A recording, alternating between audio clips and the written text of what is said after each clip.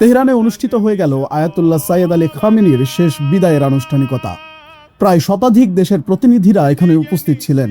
সময়ের হিসেবে ঘটনাটি গত পরশুদিনের হলেও সেখানে ঘটে যাওয়া একটি বিশেষ ঘটনা এখন সামাজিক মাধ্যমে তুমুল আলোচনার জন্ম দিয়েছে। শ্রদ্ধা নিবেদনের সময় ইরান কোনো রাজনৈতিক বক্তব্য দেয়নি, কিন্তু ভিন্ন ভিন্ন দেশের প্রতিনিধিদের সামনে পবিত্র কুরআনের আলাদা আলাদা আয়াত তেলাওয়াত করে এক নীরব কূটনৈতিক বার্তা দিয়েছে, যা আন্তর্জাতিক সম্পর্কের বিশ্লেষকদেরও চমকে দিয়েছে। প্রথমেই নজর দেয়া যাক চীনের দিকে। চীনা প্রতিনিধি দল যখন শ্রদ্ধা নিবেদন করছিলেন তখন লাউডস্পিকারে বেজে ওঠে সূরা আনফালের 10 নম্বর আয়াত, যেখানে বলা হচ্ছে, সাহায্য কেবল আল্লাহর পক্ষ থেকেই আসে, নিশ্চয়ই আল্লাহ পরাক্রমশালী ও প্রজ্ঞাময়। বিশ্লেষকদের মতে বিশ্ব রাজনীতিতে ফিলিস্তিন ও ইরান সংকটে বেজিংয়ের বর্তমান অবস্থানকে তেহরান যে ইতিবাচক ও আশাব্যঞ্জক হিসেবে দেখছে, এই আয়াতটি ছিল তারই এক প্রচ্ছন্ন স্বীকৃতি। কিন্তু তুরস্কের প্রতিনিধি দল সামনে আসতেই কূটনৈতিক সুর বদলে যায়। তখন তেলাওয়াত করা হয় সূরা নিসার 55 নম্বর আয়াত। অতঃপর তাদের মধ্যে কিছু সংখ্যক লোক এর প্রতি বিশ্বাস স্থাপন করল এবং কিছু সংখ্যক লোক তা অস্বীকার করল। তাদের জন্য জাহান্নামের লেলিহান শিখাই যথেষ্ট। ভূ রাজনীতিতে ইসরায়েল ইস্যুতে আঙ্কারার বাগাড়ম্বর ও মাঠ পর্যায়ের বাস্তব পদক্ষেপের মধ্যকার যে বৈসাদৃশ্য, এই আয়াতের মাধ্যমে ইরান যেন তুরস্কের সেই দ্বিমুখী নীতির প্রতি একটি পরোক্ষ বার্তা দিল।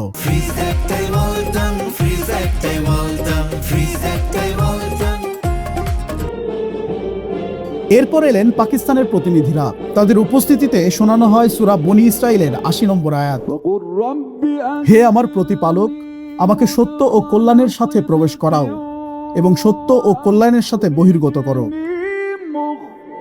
আঞ্চলিক রাজনীতিতে ফিলিস্তিন ইস্যুতে ইসলামাবাদের দৃঢ় ও ঐতিহ্যগত অবস্থানের প্রতি ইরান যে সন্তুষ্ট এবং দুই দেশের সম্পর্ককে তারা যে বিশেষ গুরুত্ব দেয়, এই আয়াতটি তারই প্রতিফলন। সবচেয়ে আলোচিত বার্তাটি ছিল সৌদি আরবের জন্য।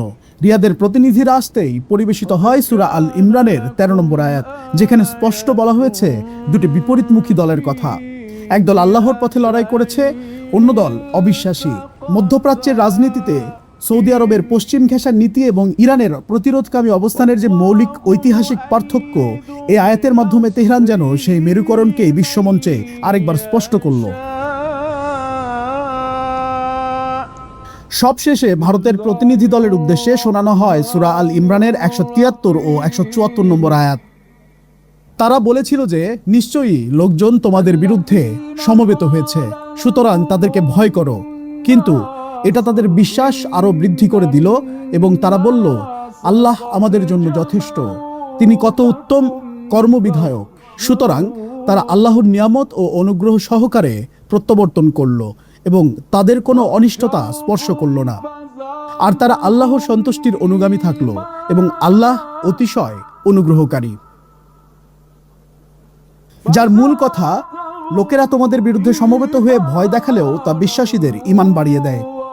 পশ্চিমা ব্লকের অর্থনৈতিক ও কৌশলগত চাপ থাকা সত্ত্বেও ইরান যে নিজের নীতিতে অবিচল এবং কোনো চাপের মুখে নতি স্বীকার করবে না, নয়াদিল্লিকে মূলত এই শক্ত অবস্থানটি মনে করিয়ে দিয়েছে তেহরান। কোনো প্রাতিষ্ঠানিক কূটনৈতিক বিবৃতি বা প্রোটোকল না ভেঙে কেবল ধর্মীয় বাণীর এমন প্রাজ্ঞ এবং কৌশলগত প্রয়োগ বিশ্ব রাজনীতিতে সত্যি বিরল। M Parvez, Manabzamin desk.